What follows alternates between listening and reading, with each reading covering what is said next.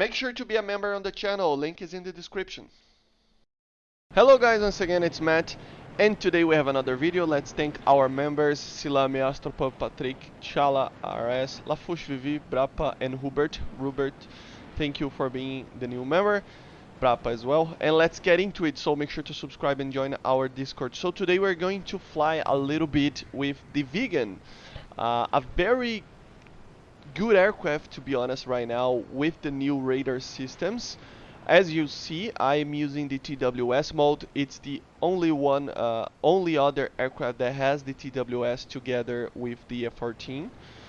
So yeah, the only problem with it is that it only has 2 radar missiles, and it is the Skyflash, the RB-71, which obviously they're not the greatest missiles ever, especially for top tier. You know, they're very good at low ranges, but as a BVR missile, they're kinda not the greatest. They don't have the most amount, even though they turn a lot, they actually don't have the most amount of energy to actually get people. That guy there went cold and I lost the lock because of the blind speeds of the radar. It's something that you have to always be careful. Radars like this, they have a lot of problems with it, even though the radar on the Viggen has a lot less problems with it than the F-14 or the APG 59 of the F4J and F4M and stuff like that. So it is a very good radar, one of the best in the game, especially now with the TWS and especially now with the tilting abilities. You will see in the next couple of matches that I get a lot of kills using that, and it is just very, very good. But yeah, obviously the missiles are not the greatest, so yeah. But to be honest as well, I don't think we will see any more radars like this, any more missiles be better. I mean, the Viggen is basically the best that we can have right now. The only thing that we can actually receive in the Viggen is the AIM-9L. Not that he should get it, and I got an R60 there, so I had to RTB and repair the aircraft. I don't know how did I not die, but I just damaged the engine. So yeah, I'm going to return to the base and repair the aircraft. And a lot of people died, and just 2 guys were actually alive when I took off. As you see, I'm using the TWS again to actually see them both there landing and take off on the airfield. So yeah, the radar is amazing, but the only thing that you can actually receive in the Viggen is the AIM-9L that we should receive fairly soon, depending on what aircraft we actually get in the next updates. Like if we get a MiG-29, for example, or F-16 or anything like that, we will probably see more missiles being added to War Thunder. I have a video on that as well, talking about all the missiles that can be added to existing aircraft in War Thunder. And yeah, but even without the AIM-9L, it is a very, very effective aircraft. The radar is amazing, the turning capabilities are amazing. The cannon is very good, but it doesn't have the most amount of ammo, you know, and it has problems with the not having tracers. So yeah, so now we shoot a missile there, got a lock, you know, and shoot a missile. That was a very, very safe range to actually shoot the missile, but I don't know, I think he actually started to chaff and my missile wheel ended up lose the lock. I got the lock again, but then I lost again, and it was just kind of weird. I don't know what was happening there. Maybe it's the ground clutter, or I don't know exactly, because this should not have any ground clutter, but maybe it was kind of a bug, or I don't know. But anyway, I lost both missiles, and yeah, we are down to the AIM-9s. The AIM-9J, which is the RB-24J, is not the greatest also, you know. To be honest, this aircraft is a very, very good platform, especially now, but it has problems with the weaponry, in my opinion, you know. But it is not a bad. I mean, the Skyflash and the AIM-9J are not bad missiles. They're just not the top of the food chain, you know. And the cannon also is not the top of the food chain, but it doesn't mean that it is a bad radar or a bad gun. I mean, so yeah, last guy there, F4E on a head-on. Tried to get him with the head-on, didn't get him. Turn around, and then the pursuit started. And yeah, basically it is a very good interceptor. It climbs a lot. It has its problems with fuel, you know. As you know, I'm using the stages of afterburner that I told you about in a video last week, but and that helps a lot. But still, using 30 minutes sometimes is kind of dangerous. As you see, I'm using 30 minutes, and it's like 2 minutes into the sortie that I took off, and I am already at half of that fuel. So yeah, you have to be careful with that as well. But it is a very, very good aircraft, very interesting, different, and to be honest, right now it's a little bit better than it was, to be honest. I mean, the radar, it's not like it changed too much. The tilting of the radar changed too much, but it helps a lot, at least at the start of the match and later in the match when you have to find somebody and stuff like that. It just gives you more situation awareness, which is a thing that I told you about on the MiG-23 video. It's just a thing that helps a lot. It's not that the radar is different or the missiles are different. It's always the same, but it's just a matter of the missile being a little bit, the aircraft having a little bit more of a situational awareness, you know, and with that you can decide better what you want to do and where you want to be with the aircraft. And obviously we have problems with small maps sometimes, depending on the situation, but still it's a matter of just getting used to it. And yeah, and the turning capabilities are amazing in this aircraft. As you see the TWS there, if you continue to try to get the TWS to work on the guy, you will just maintain and follow the guy whatever you want it to be, you know. So as you see, sometimes it's kind of hard to find where the target, where the guns are actually having the bullet drop, so yeah. But yeah, it's a thing that we need, you know, radar gun sights and stuff like sights and stuff like that, because aircraft like these don't have tracers because they have a very good radar system to actually tell you what, when, and where to shoot, you know. So you don't need tracers, and it's a thing that, I mean, the aircraft is supposed, it doesn't have tracers because of that, and then it doesn't have also the computing site for air-to-air targets, and it becomes a kind of a weird situation. So yeah, 24-kilometer shot, lost the lock there, got it again, and just maintained the lock. It was an F5 if I'm not mistaken. And yeah, just to show that you can use in a BVR. It's not something that you would always do. Obviously, an R24 and the AIM-7F are way better at doing this, 20 plus kilometer shots, you know. But it's not something that the skyflash cannot do, you know. It can do. It's just that it needs the target to not know that you are firing at him, as this guy doesn't know. So, but yeah, good kill there, critical hit, 24-kilometer shot, pretty good. And he was just trying to get me. I think he saw me, but the missile was already in the air for a long time. And yeah, it's more range than this. For a shot is kind of hard to get. But the radar is there to help you. I mean, it has a very, very good range. 50, 60 kilometers with an F5 is very easy to detect, even more depending on the situation. So yeah, very, very good radar. And together now with the TWS, as you see, I'm using the TWS now again, looking down, as you see, with the radar.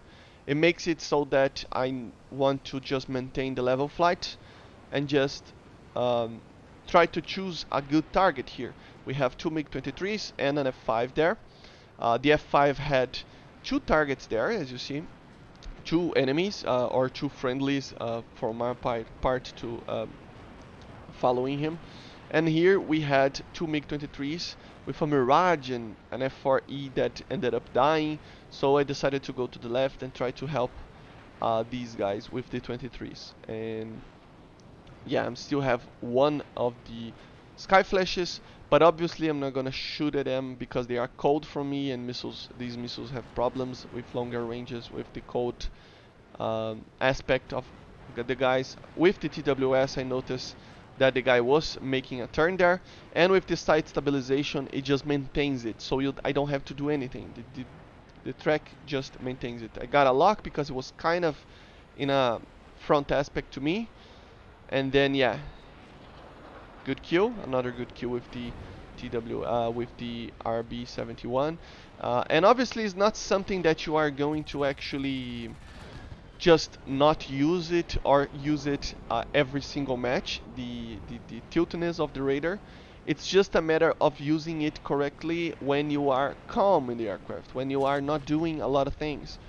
For dogfights and stuff like that, you will use the normal dogfight bore sight modes, acquire modes, vertical scan modes that you normally use in most of the aircraft. Obviously there are aircraft that don't use that, like the MiG-23M here that we are shooting at. They don't have that, but still, it is a matter of just knowing what to use in the right exact time, you know, the right time. As you see here, I put the radar designator on the airfield there, and yeah, consuming a lot of fuel, so yeah, look at that. That's the stabilization of the radar, because it has basically gyros to maintain it, stabilize it to the target area, just like uh, a tank, basically, you know, a tank gun. So yeah, it's an F-14, big target, very easy to detect, and just maintain it to the intercept with it, not locking him to not see me, and just trying to maintain a very good distance. Try to get a very long shot here because I was cutting him, but he ended up firing some flares there. But yeah, it's just a matter of using the normal acquire modes, the normal dogfight modes when you are actually in nearby the target, less than 10 kilometers and stuff. But once you are far away from the target, normally when you are, like I said before, at the start of the match or at the end of the match trying to find the last guy like this one, you use those modes. So yeah, it's just a matter of learning where to use it. Here we have another situation, one of the EC maps, just trying to detect targets. See, I detected one there, maintained the TWS there. I basically already had range for the skyflash, but I mean, it's it's too far away, right? So yeah, it's not a very good thing. As you see, I have the range there, and I will ended up trying to shoot at him because I wanted to give a try in getting a guy like really far away, because I was flying really high and he was flying really low. But yeah, these raiders, the guy has to be flying directly to you. Even the missiles have problems with obviously the pulse Doppler effect and stuff like that, and the Doppler effect, I mean. So yeah, let's lock there. So yeah, even the viggen has its problems with locking people, and to be honest, the MiG-23 doesn't have these problems, but obviously it normally doesn't use pulse Doppler, so it has problems with ground clutter sometimes. The detection range on a MiG-23, for example, it's like 20 kilometers against the ground like this, in a situation like this. So not even that, maybe, depending on the altitude of the guy. So yeah, it's a matter of just choosing why they chose these. It's just a matter of choosing what they thought it would be better. The technology obviously was improving very fast, so yeah. But as you see there, F-14, less than 9 kilometers, than 10 kilometers, so I use the acquire mode with the skyflash, just a very very easy kill, you know. So it's just a matter of knowing how to use the proper mode each time. Uh, it's not like the radar tilt and stuff like that will completely change your gameplay. It's just a matter that you will be more the conscious on your surroundings and stuff like that, and that will make you a little bit better at fighting and choosing the right fights. It's just that. It's a tiny little thing. Obviously, it's not a major thing, but it helps a lot, you know. I think a proper RWR, for example, would make it so that it's way easier to... I mean, it's a way better improvement than this, but it's something that we needed to have someday, you know. So I kind of don't understand why people are complaining about this feature. It's like, it's something good, man. Doesn't matter if you're going to use it or not.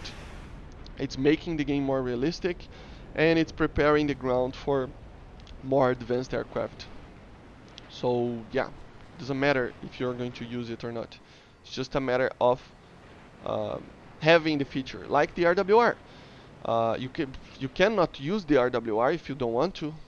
If they actually add RWRs that, for example, give you the launch warnings and stuff like that, like more modern, like the MiG-23 for example had the Beriosa, which even says the distance to the missile, and it's something that will completely change the aircraft, because you can actually know when to evade a missile, you know.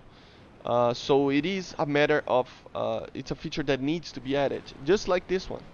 There are a couple of ones that will be better and more effective in the game, or others that will be less effective. Like maybe the tiltness of the radar is not that effective in the most of the games, but it is, and in some of them, and it's a very good feature to have it. But an RWR, for example, would change much better the game to a much better position. And the guns, for example, as I said before, like radar gun sights and stuff like that, will change even more. So yeah, another kill there with the F5. Obviously we are using the AIM-9s. I already dumped the sky flashes, one kill, one not, and then another kill with the AIM-9 there. But yeah, it's just easier. I'm going to show now. I turned around because the guy was already dead, and as you're going to see, the radar, I'm going to tilt downwards a little bit because he was looking up. And once I do that, look a little bit to the left,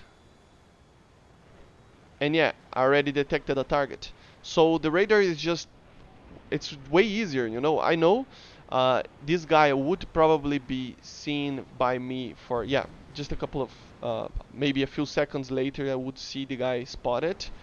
But if the F4E is not there to actually spot the target, I would not see that guy, like if I didn't have the radar.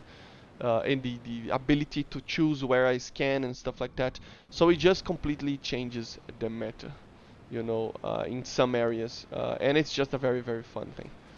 But yeah, let's get into our last dogfight. I think there is 3 guys left: a MiG-21 SMT, F5, and an F-14, and they are all coming here together with the F5 that is already here, waiting for the right time to actually use the AIM-9. Yeah, kind of a bug there on the HUD, but yeah, good launch, good kill. F-14 coming. I didn't know if he was firing at me. He didn't, but he was in a dogfight, and I kind of did a mistake here. I thought he was going to turn to the other side, but he turned into my side, and eventually these got me. But yeah, the MiG-21 is coming. The F-14 lost a lot of speed there. Tried to get the MiG-21 with the cannon. I didn't know if the guy was shooting at me. Just be careful with the F-14. And yeah, was on fire, if I'm not mistaken, the F-14. Yeah, he was on fire. So the last enemy here is the MiG-21. But I was very badly damaged on the canard, so that makes it so a little bit difficult to turn. Try to get the MiG-21 with the, yeah, I couldn't roll the aircraft properly there, and the F-14 actually turned off his engine and got to extinguish the fire. Got him again so that I can confirm that he's going to die, and then the MiG-21 is here to kind of finish the job on me, to be honest, because I was damaged and my aircraft wasn't turning very well, as you see. I was losing a lot of speed on the, yeah, here I didn't know where my guns were.